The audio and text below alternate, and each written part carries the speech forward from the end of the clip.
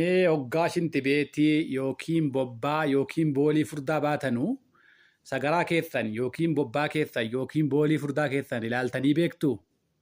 Booci yookiin sheeppiin boolii keessanii yookiin bobbaa keessanii fayyummaa marrumaan keessanii akka murteessu beektu.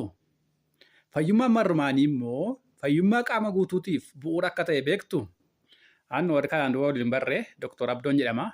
Ogummaan koo ispeeshaalistii wal'aansa dhibeewwan keessoo akkasumas dabalataan immoo dhibeewwan akka tiruu garaachaa fi marrimaanii irratti sab ispeeshaalitii feloodha. Hospitaala ispeeshaalaayizii Xiquur Ambassaatti. Har'a mata dureen qabadhee isiniif dhiyaadhee waa'ee constipation jedhamu jechuudha akka afaan mana yaalaatti constipation waan jedhamu. Kallattiidhaan hiika ta'uu baatullee afaan Oromootti gogiinsa garaa yookiin goga garaa hoddirqata kan jedhamu jechuudha. Goga garaa yookiin constipation wanti jedhamu kuni hiika mataa isaa qaba. Hiikni isaa biyyoota garaagaraa fi akka namaatti fi waan namni nyaatuu fi akkaataa jireenya namaa irratti adda addummaa qabaachuu mala. Garuu akka waliigalaatti namni tokko yeroo itti yookiin guyyaa itti bobbaa durba irraa bobbaan isaa ba'uu fi didee guyyaa dheeraa tura yoo ta'e, fakkeenyaaf akka biyyoota lixaatti guyyaa 3 ol tura yoo ta'e otoo bobbaan ba'iin, yookiin immoo akka biyya keenyaatti wanti nyaannuu fi wanti fayyadamnu adda waan ta'eef akkaataan jireenyaa adda adda waan ta'eef akka biyya keenyaatti immoo namni kanaan dura amma itti bobbaa ba'aa turerra ba'uu fi dida yoo ta'e, fakkeenyaaf duraan guyyaadhaan ba'a yoo ta'e ba'uu fi dide guyyaa 2 guyyaa 3 irra tura yoo ta'e garaansaa gogaa jira, marrimaansaa sirriitti deemaa hin jiru jechuun ni danda'ama jechuudha. Kan biraa immoo akka chaartii yookiin suuraa kanarratti agartanutti sheeppii yookiin booci sagaraa namaa baay'ee goggogaa lakkoofsa tokko irratti kan jiru yoo ta'e, fakkeenyaaf baay'inaan lakkoofsa tokkoof lakkoofsi 2 irratti kan mul'atu kana yoo ta'e garaansaas gogaadha sintibeetiinsa kan ba'aa jiru kun sirrii miti jechuun ni danda'ama. Goga garaa qaba jechuun ni danda'ama jechuudha. Haala biraatiin immoo fakkeenyaaf namni guyyaadhaan numa ba'a. Guyyaatti 2-3 iyyuu ba'uu danda'a. Garuu humna isa gaafata ba'ee sintibeetiirra deemee dhaqee taa'ee akka garaatti hin ba'uuf waan isa keessatti waa afeetti fakkaata. Sintibeetii ba'ee raawwatee ammallee waan hin fixanne wayii yoo namatti fakkaates inni kunis constipation jedhama jechuudha. Yoo laafaadha sintibeetiinsa, sagaraa nama sanaa laafaadha. Garuu gaafa sintibeetii taa'uu akka garaatti hin deemuuf yookiin tarii quba fa'iin of deeggaree of keessaa baasuu danda'a. Sintibeetii sa'aatii garmalee dheeraa tura. Yookiin ni ittana. Yookiin ba'ee ka'ee senseeshinii yookiin akka miiraa hin fixanne wayii namatti dhaga'ama yoo ta'e, inni kunis goga garaa yookiin constipationitti ramadamuu danda'a. Kallattiidhaan goga jechi jedhu kuni hiikuu baatullee constipationii inni jedhamu kuni sintibeetiin goguu qofa otoo hin taane akka garaatti ba'uu dadhabuudhaa wajjin wal qabataa jechuudha. Goguu ta'uu danda'a, waan hin fixanne wayii namatti fakkaachuu ta'uu danda'a.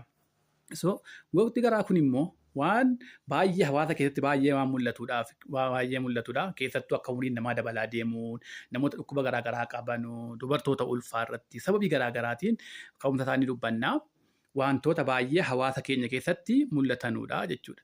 So gogti garaa yookiin constipation yookiin hoddirqata inni jedhamu kuni wantootni nama saaxilan waan akkamiiti? Wantoota nama saaxilan bakka gurguddaa 2tti qoonnee ilaaluu dandeenya.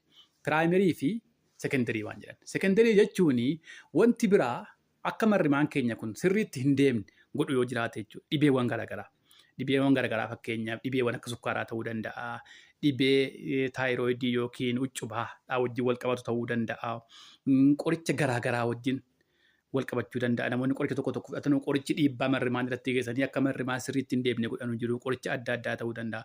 Hormooniiwwan garaagaraa fi mineraalonni adda addaa qaama keessaa yoo jeeqaman ta'uu danda'a. Fakkeenyaaf kaalsheemii yoo baay'ate fakkeenyaaf ta'uu danda'a. Qorichi immoo qoricha akka oppoidii, masdaggashaa jedhaman adda addaa akka aayireenii baay'eetu jiru jechuudha. Ka'umsa ta'uu danda'u jechuudha. Qorichaa fi dhukkubni ka'umsa ta'uu danda'a. Yookiin immoo wanti yeroo baay'ee nama sodaachisu constipationiin dafee ilaalamuu qaba wanti jedhamu wanti karaa cufe yoo jiraate. Wanti karaa cufe kun kaanserii ta'uu danda'a. Waan kaanserii wal qabatu wajjin ta'uu danda'a. Qideme kaanserii waan jedhamu waan akka poolipiiwwan adda addaa ta'uu danda'u. Waan kaanserii hin taane infekshinii adda addaa ta'uu danda'a. Wanti karaa marrimaan yookiin karaa sagaraa yookiin karaa bobbaan deemu kun gubbaatti haa ta'u bakka wayiitti cufeera yoo ta'e kanaafis saaxiluu ni danda'a. Mallattoonsa adda adda ta'uu danda'a. Isaan kuni sekendarii kaawus warroota jedhaman keessaa hamma tokkodha jechuudha. Sekendarii kaawus jechuun. Inni piraayimerii jedhamu kun immoo yeroo baay'ee wanti secondarii kaawus jedhamu kun namni dhukkuba hin qabu, qoricha fudhataa jirus hin jiru, qorannoon barbaachisu godhamee wanti namatti mul'atu yoo hin jiraanne primary idiopathic constipation jedhama jechuudha. Constipationiin kun yookiin gogti garaa kun nama kamiyyuu yeroo wayii nama mudachuu hin danda'a. Fakkeenyaaf sababii adda addaa namni fakkeenyaaf sa'aatii dheeraa qilleensa irra yoo deema ta'e, sa'aatii dheeraa irra irri isaan jeeqama yoo ta'e, akkaataan nyaata wayii jeeqama yoo ta'e, namni wayii yeroo wayii shintibeetiin sirriitti deemuu fi dhabuu danda'a. Inni kun darbee waan mudatudha waan ta'eef isa constipation jennu kanattiyyuu qoodamuu dhabuu danda'a. Maaliif constipation kan jennu kun goga garaa kun yoo namarra turedha.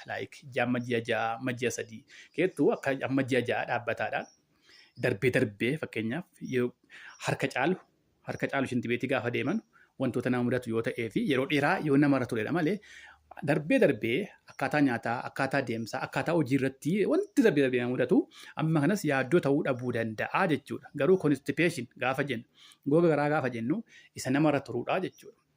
So hiika isaatii fi ka'umsa isaa amma kana yoo jennee itti fufnee immoo waa'ee akkaataa qorannoo isaa maal gochuu qaba namni kan jedhu ni mari'annaa. Akkaataa yaalaa qoratamee dhibeen argame yoo jiraate dhibee sana yaalamaa. Yoo dhibeen hin argamne jiraate immoo namni maal gochuu qaba mana isaa keessatti akkamitti of yaaluu qaba isa jedhu hin dubbannaa jechuudha. Galatooma.